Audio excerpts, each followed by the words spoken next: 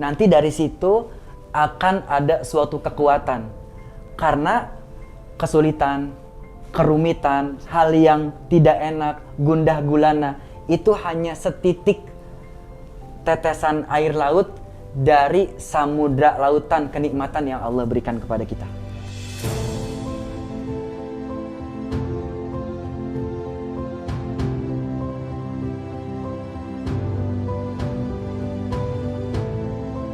Sampai harus jalan 1-2 kilo karena hari itu harus presentasi ke sekolah karena nggak ada kendaraan gitu ya. Coba jalan sambil mencari inspirasi di jalan.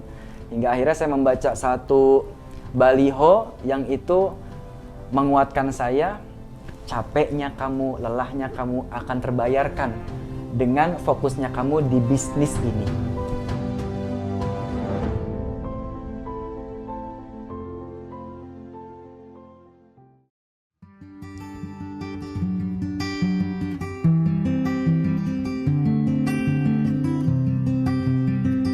Assalamualaikum warahmatullahi wabarakatuh. Saya Alfi Syahrin Alabana. Saya tinggal di Cinere, Depok. Saat ini menggeluti bisnis aplikasi pendidikan yang bernama Grid School. Saya kecil tinggal di daerah Sawangan. Sebelum menikah saya tinggal di sana. Saya 3 bersaudara, saya anak pertama. Keluarga saya sangat susah sekali, miskin sekali. Sampai waktu itu saya ingat sekali ketika tidur tidak bisa lurus kaki saya karena harus berbagi space ruang tidur dengan anggota keluarga yang lain. Kemudian teringat sekali ketika saat ingin makan yang setiap hari itu bisa dipastikan tidak ada lauk yang saya konsumsi, hingga akhirnya saya memanfaatkan teman-teman saya untuk kemudian panggil gua dong main ke rumah lo. Sebenarnya mau cari makan siang waktu itu. Saya masih ingat sekali dan sampai di titik saya pernah makan nasi aking waktu itu ya, keras sekali hingga membuat gigi saya sakit, dan ini gigi geraham ini sebagai saksi bisu seringnya mengkonsumsi nasi aking waktu itu. Jadi sulit sekali ya masa kecil saya. Saking susahnya saya makan nasi aking, makan ayam itu 2 bulan sekali. Kemudian ingat sekali orang tua saya harus ngutang sana sini untuk kita makan karena waktu itu ayah sebagai angkot 03 yang pendapatannya pas-pasan sekali. Ya di situ sangat sulit dan perih kehidupan saya. Saya melanjutkan studi di sekolah menengah kejuruan karena persepsi saya melihat keadaan orang tua ingin buru-buru bekerja. Lulus, pendidikan, bekerja, dan mendapatkan uang dan memberikan kepada orang tua dan hidup layak. Dari situ lulus SMK, tapi sebelum lulus saya ingat sekali ketika momen ujian saya dan beberapa teman pasti diarahkan ke ruangan khusus, yaitu ruangan siswa yang nunggak bayaran 6 sampai 1 tahun ya.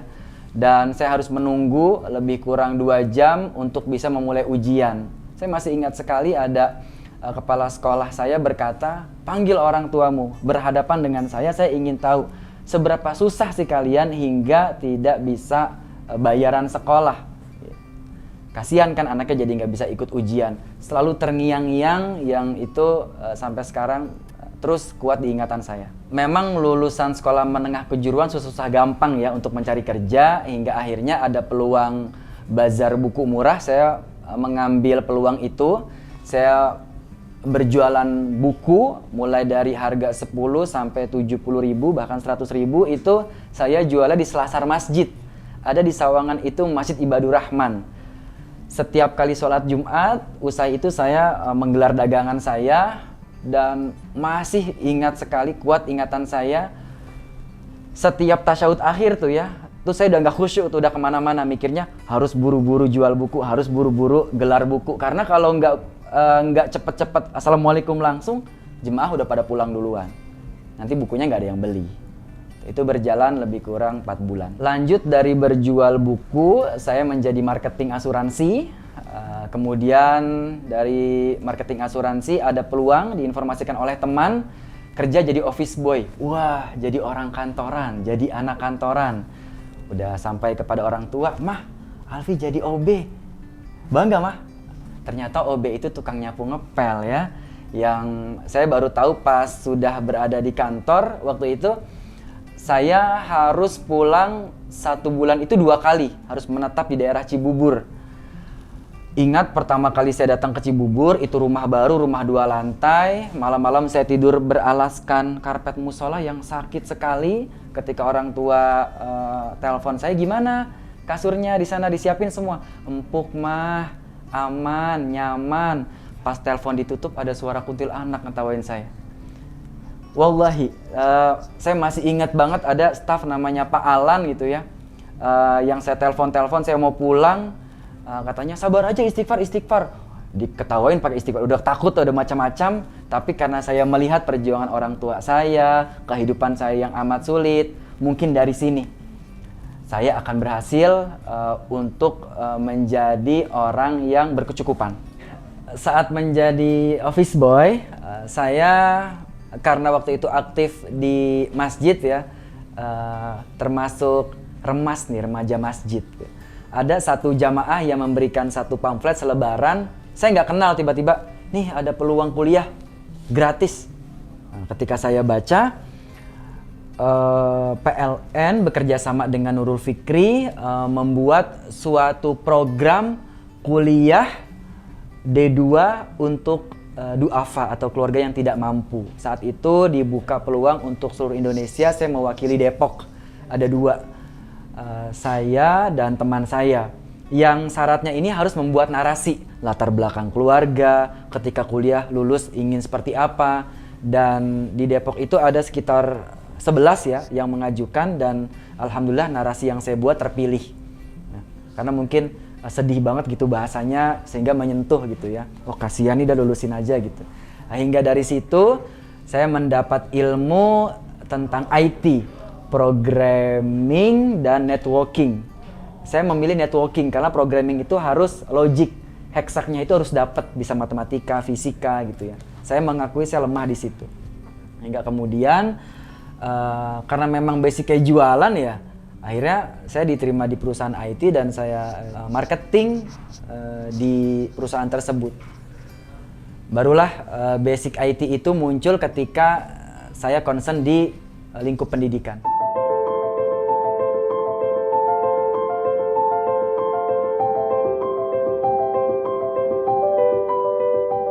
Di perusahaan IT bidang edukasi, saya masih ingat sekali berangkat dari stasiun Depok ke Sentiong, dan di Sentiong ini keretanya jalan duluan. Saat itu saya diterima kerja, saya lompat langsung dan tubuh saya berdarah kayak aksi laga gitu, guling-guling, hingga kemudian dari proses berdarah itu saya gulung dengan dasi, saya diterima kerja.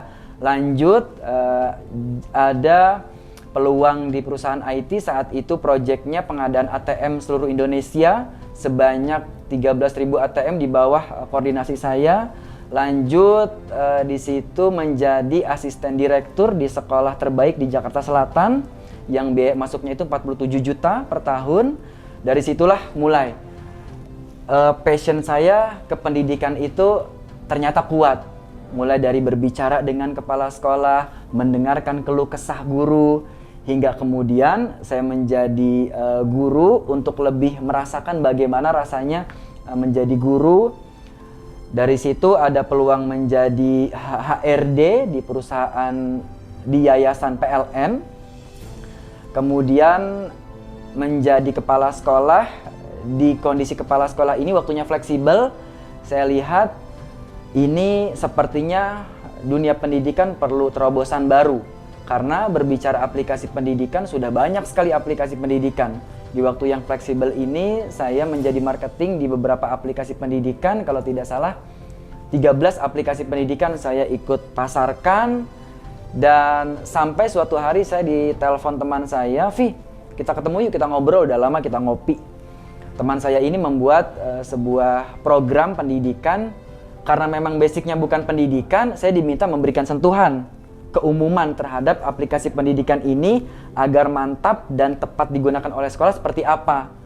Hingga kemudian saya berikan masukan dan aplikasi ini jadi, saya ikut memasarkan, memarketingkan, hingga saya melihat peluang besar di situ. Oh, ternyata kalau ingin bermain di aplikasi pendidikan harus memiliki 3 poin penting. Yang pertama, teknologi. Karena berbicara pendidikan itu terus ada pembaharuan, terus ada peningkatan. Maka teknologi yang digunakan harus dapat meningkat dan terbaharui. Kemudian yang kedua, karena guru itu lelah dan guru itu capek, apalagi sekolah banyak memikirkan bagaimana caranya memberikan pelayanan terbaik kepada orang tua, hingga orang tua tanpa mikir panjang menyekolahkan anaknya di sekolah ini, maka sekolah harus memberikan pelayanan prima, service excellent. Salah satunya adalah dihadirkan aplikasi pendidikan yang siap, atau istilah kitanya tuh free custom. Jadi hanya aplikasi Grid School yang memberikan layanan free custom. Mau dibuat kayak bagaimanapun, sampai-sampai logo sekolah dan nama sekolah bisa diganti di aplikasi ini. Grid School itu sebuah sistem informasi manajemen sekolah yang digunakan oleh guru, siswa, dan orang tua.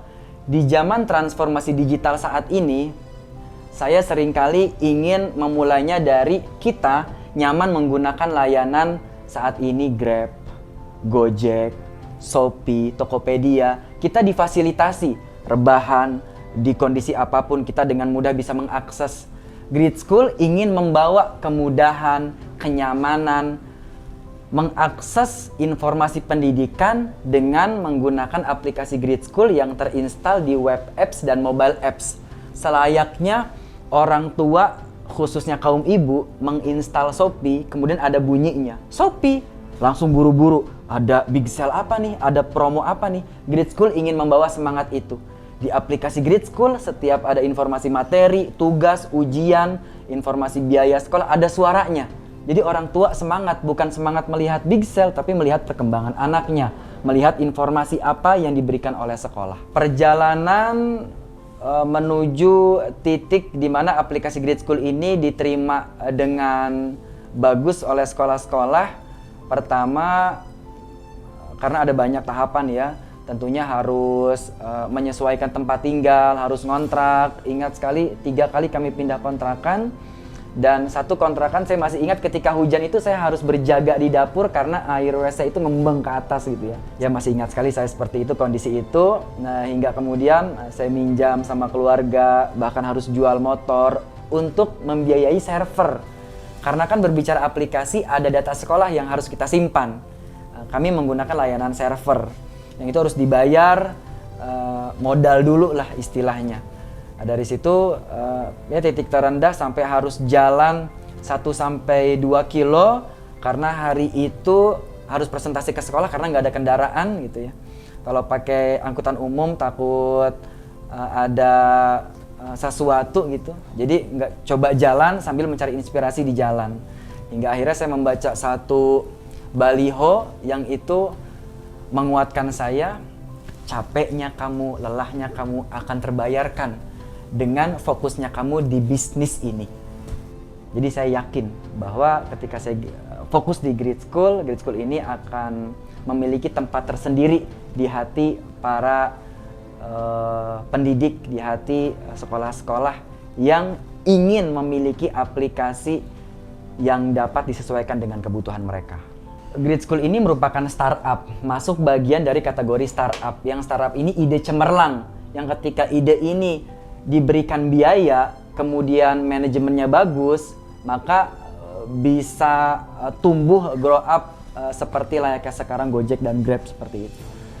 Banyak beberapa investor yang mendekati kami, sampai ada satu pengalaman, ternyata karena ini berharga sekali ya. Yang namanya perjanjian itu, PKS, perjanjian kerjasama, harus dibaca semua halaman dan detail. Bahkan jangan buru-buru tanda tangan, apalagi uangnya udah depan mata gitu. Udah buru-buru nih biar cepet jalan, enggak, baca dulu. Karena kami mengalami ada pasal karet, pasal yang memberatkan kami harus mengeluarkan biaya puluhan juta sampai 1 tahun, yang itu melebihi dari nilai investasi. Ketika saya tanya, kemudian saya bilang, siapa suruh Anda nggak paham pasal-pasal? Karena pasal ini kan karet bisa menyesuaikan. Nah, itu harus hati-hati.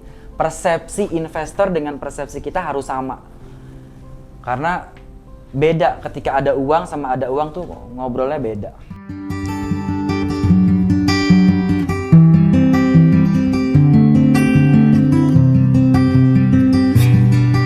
Kami sangat bersyukur sekali Grit School ini diterima oleh sekolah-sekolah unggulan. Sekolah-sekolah terbaik di wilayah tertentu ada. Di Bali itu ada sekolah Albana yang mulai dari PAUD, SD, SMP, SMA menggunakan aplikasi ini. Di Jawa Barat juga ada sekolah terbaik, rintisan sekolah berbasis internasional. Ada sekolah juga yang branch di Mesir menggunakan aplikasi kita, Azhari, yang kami yakin dengan bergabungnya sekolah-sekolah tersebut menjadikan Grit School ini memiliki diferensiasi dari aplikasi lain. Karena tadi, sekolah dapat menyesuaikan dengan kebutuhannya. Grit School berarti sekolah hebat. Ke depan, karena Grit School sudah memiliki user, yaitu siswa dan orang tua yang aktivitasnya begitu bervariasi, maka ke depan akan ada Grit Bike, Grit Car, Grit Mart, Grit Calm, Grit Service.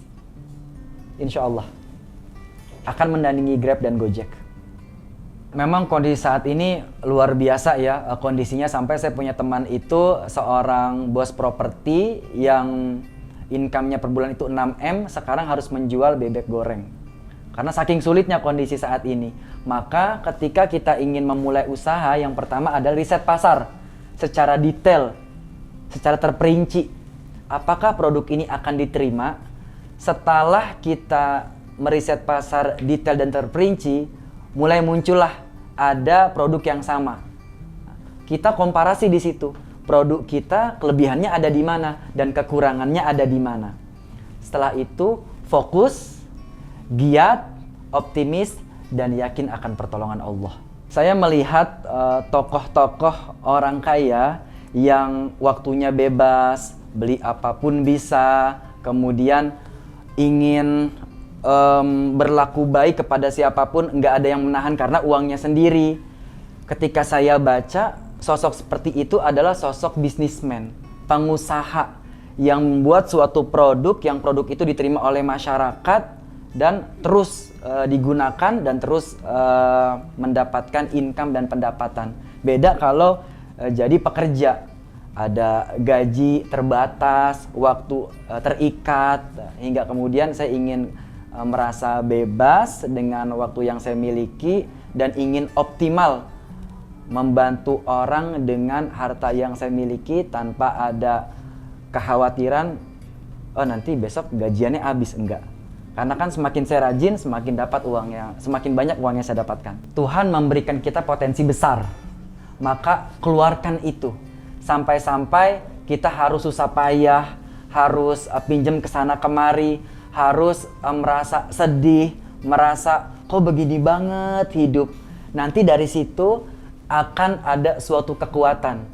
Karena kesulitan, kerumitan, hal yang tidak enak, gundah gulana, itu hanya setitik tetesan air laut dari samudra lautan kenikmatan yang Allah berikan kepada kita.